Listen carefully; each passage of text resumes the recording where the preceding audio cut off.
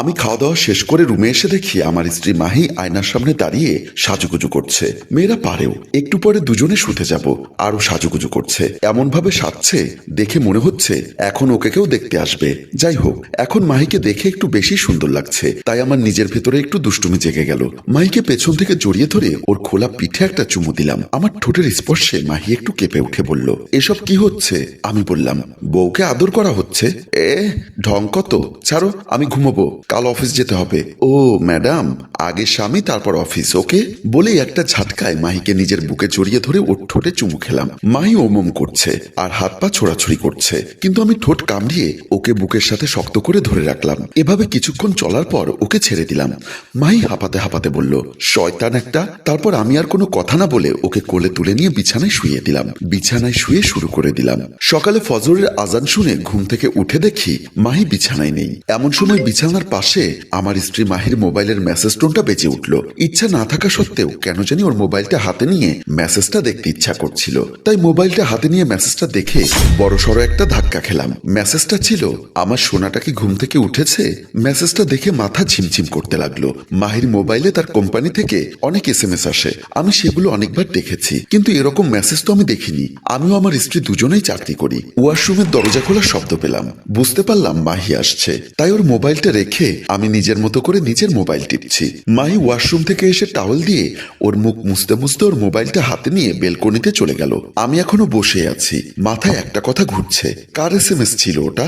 সকালে অফিসে যাওয়ার জন্য ড্রেসিং টেবিলের সামনে আমি এবং মাহি দুজনেই যে যার মতো রেডি হচ্ছি। কাজের মেয়ে প্রিয়া এসে বলল, নাস্তা রেডি হয়েছে, খেতে আসেন, বলে চলে গেল। তারপর আমরা দুজনে যে যার মতো করে খাবার খেতে বসলাম। যেহেতু দুজনেই জব করি, তাই দুজনের মধ্যে প্রয়োজন ছাড়া খুব একটা কথা হয় না। তাড়াতাড়ি করে খাবার শেষ করে দুজনেই অফিসে চলে গেলাম। আমি অফিসে আসলাম ঠিক, কিন্তু অফিসের কাজে মনোযোগ দিতে পারছিলাম না। সবসময় সেই মেসেজটা নিয়েই চিন্তা, কে সেই ব্যক্তি যে আমার স্ত্রীর মোবাইলে মেসেজ করে? দেখতে দেখতে লাঞ্চ আওয়ার হয়ে গেল।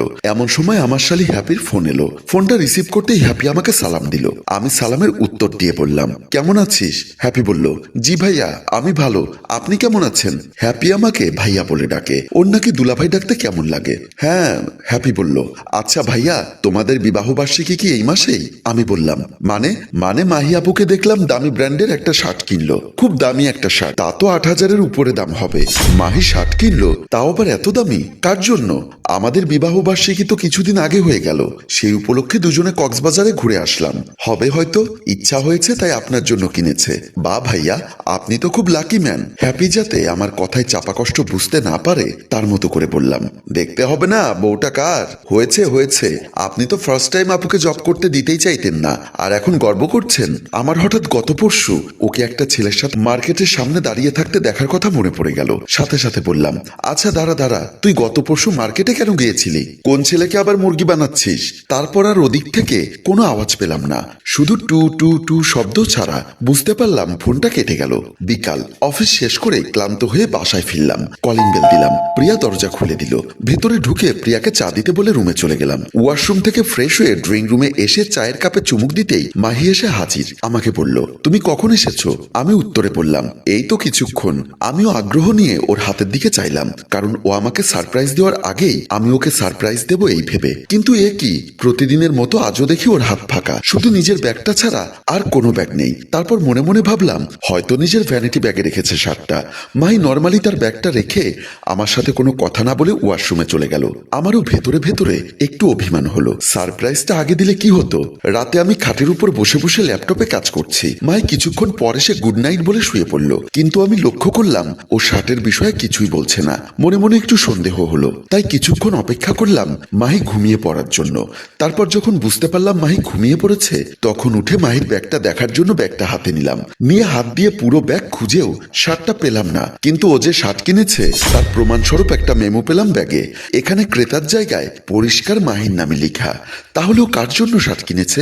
মাহির দিকে তাকিয়ে দেখি ও ঘুমোচ্ছে। কৌতূহলবশত ওর মোবাইলটা হাতে নিয়ে তাড়াতাড়ি করে ইনবক্সে ঢুকলাম। ঢুকে দেখি ইনবক্স পুরো ফাঁকা, এমনকি সকালে যে মেসেজটা দেখেছিলাম সেটাও নেই। এবার মাহির উপর পুরো সন্দেহ হতে লাগলো, কে এই তৃতীয় ব্যক্তি যে মাহির খোঁজ খবর নেয়? মাহিও তার জন্য দামি শার্ট কেনে?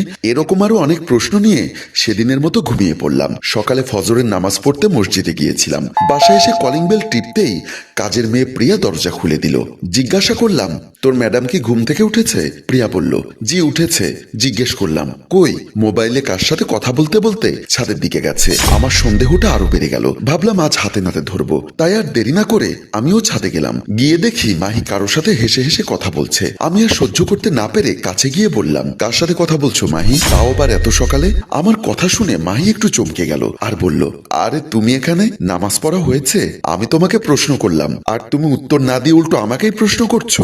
মাহি কিছুটা চাপা স্বরে বলল, আরে ও ও আমার কলিগ নিলয়, একটা প্রবলেমে পড়েছিল তাই কল করেছে। বলেই মাহি ছাদ থেকে নেমে গেল।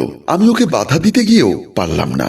আমি আর কি বা প্রশ্ন করতে পারি? কোনো প্রশ্ন করলে উত্তরটা এমনই হবে, কলিগ, কিছু না, এমনি, এই টাইপের। তবে বুঝতে পারলাম আমাদের দুজনের মধ্যে তৃতীয় ব্যক্তিটি নিলয়। ছেলেটাকে একটু একটু চিনি আমি। মাহি একদিন পরিচয় করিয়ে দিয়েছিল। দেখতে সুদর্শন, বড়লোক বাপের কোনো আদরের দুলাল হবে হয়তো। মাহি চলে যাবার পর আকাশের দিকে তাকিয়ে দাঁড়িয়ে আছি। অনেক কিছু ভাবতে লাগলাম।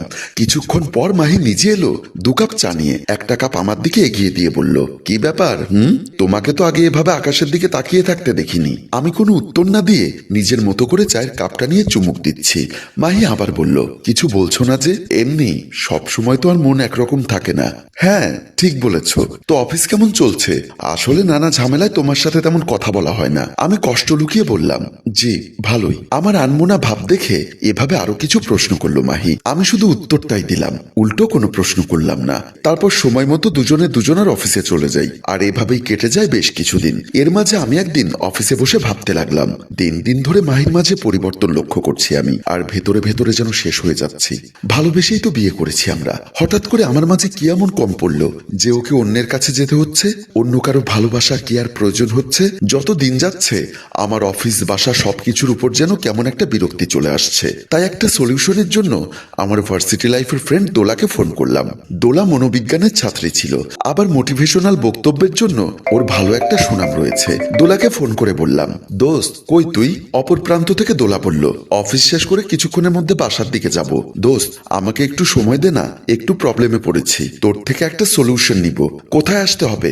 উত্তরা ইফতি কফি হাউসে আয়। ঠিক আছে, তাড়াতাড়ি বের হ, দেরি করিস না কিন্তু। আমি ঠিক আছে বলে লাইনটা কেটে দিলাম। অফিস শেষ করে বাইরে চলে গেলাম। আমি উত্তরায় ইফতি কফি শপে দোলার জন্য ওয়েট করছি।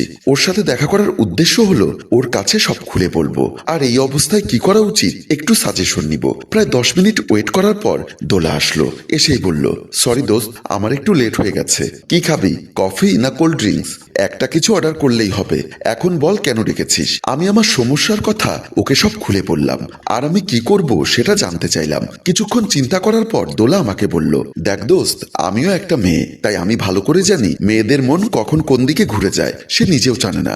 এখন হয়তো মাহিন নিলয়কে মনে ধরেছে, তাই তোর থেকে স্পেস নেওয়ার জন্য এসব করছে। তুই শিক্ষিত ছেলে, এটা নিশ্চয়ই বুঝতে পারছিস যে মাহির মনে এখন তুই নেই। আমি মাথা নিচু করে বসে আছি। দোলা আবার বলতে শুরু করলো, তুই একটা কাজ করতে পারিস। তুই বরং 2-3 দিন মাহিকে একটু স্পেস দে, দিয়ে দেখ ও কি করে।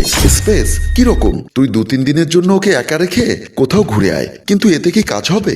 হবে কিনা জানি না, ট্রাই করে দেখ। এর মধ্যে কিন্তু মাহি তোকে চাই কিনা সেটা বোঝা যাবে।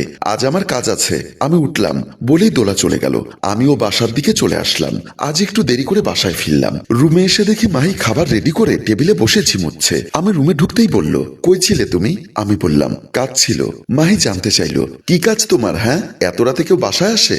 জানো না তোমায় ছাড়া আমি খাই না? মাহির এই কথাগুলো আগে ভালো লাগলেও আজ স্রেফ ন্যাকামো লাগছে, তাই কিছু না বলে টেবিলে বসে পড়লাম। মাহি ভাত বেড়ে দিল, কিন্তু আমার সেটা মুখে নিতেও কেমন যেন লাগছে। মাহিকে বুঝতে না দিয়ে বাইরে খেয়ে এসেছি বলে হাত মুখ ধুয়ে উঠে পড়লাম। মাথার পেছনে হাত দিয়ে শুয়ে শুয়ে সেই দিনগুলোর কথা ভাবছি। কত সুন্দর ছিল সেই দিনগুলো, কত সুখ ছিল আমাদের এই ছোট্ট সংসারে। কিন্তু আজ সব অতীত। এসব ভাবতেই বুঝতে পারলাম চোখের কোণে এক ফোঁটা জল চলে এসেছে। মাহি আমাকে জড়িয়ে ধরে ঘুমাচ্ছে। রুমের ড্রিম লাইটে ওকে সুন্দর লাগছে। ঘুমের সময় মাহিকে দারুণ লাগে। কত রাত যে ওর ঘুমানোর চেহারা দেখে পার করেছি তার হিসাব দিতে পারবো না। কিন্তু আজ 1 মিনিটও ওর দিকে তাকিয়ে থাকতে ইচ্ছা করছে না। এপাশ ওপাশ করতে করতে কখন কখন যে ঘুমিয়ে পড়েছি নিজেও জানি না। পরদিন সকালে আমি অফিসে যাব, তাই ড্রেসিং টেবিলের সামনে নিজে নিজে রেডি হচ্ছি।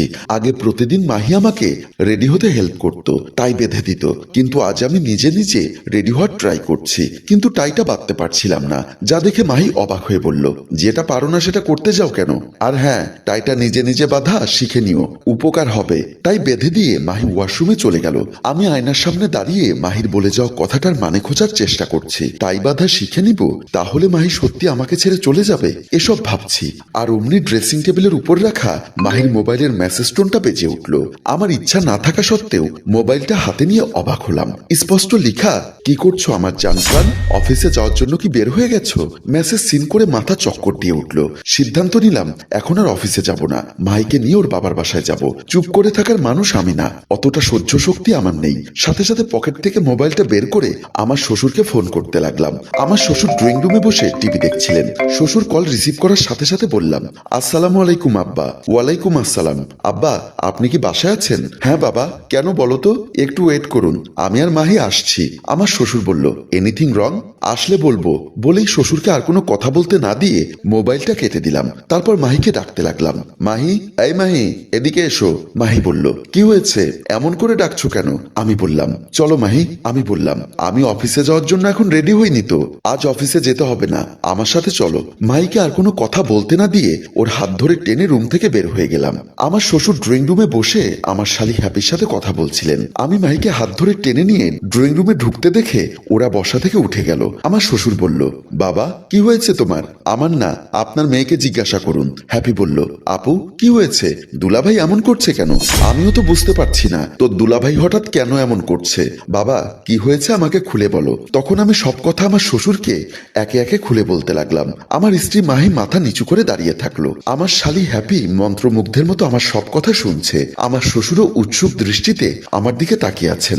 আমার সব কথা শেষ হওয়ার পরে আমার শ্বশুর, আমার শালি, আমার স্ত্রী তিনজনে একসাথে হু হু করে হেসে উঠলেন। ওদের এমন হাসি দেখে আমি ভ্যাবাচাকা খেয়ে গেলাম। মনে মনে ভাবলাম, মেয়ের পরকীয়ার কথা শুনে কোথায় আমার শ্বশুর মেয়েকে একটা থাপ্পড় দিয়ে বলবে, স্বামী থাকতে এসব কি? তা না, উল্টো আর উনি হাসছেন। কেমন আহম্মক শ্বশুর। আমার শালিও দেখে আমার দিকে তাকিয়ে হাসছে। বাবা, আপনি আপনার মেয়ের পরকীয়াকে প্রশ্রয় দিচ্ছেন? বাপ মেয়ের সম্পর্ক কি পরকীয়াতে পড়ে? বাপ মেয়ের সম্পর্ক মানে? তখন আমার স্ত্রী মাহি বলল, ভালোবেসে বিয়ে করে এতদিন সংসার করে আমাকে তুমি এতটুকু চিনেছ?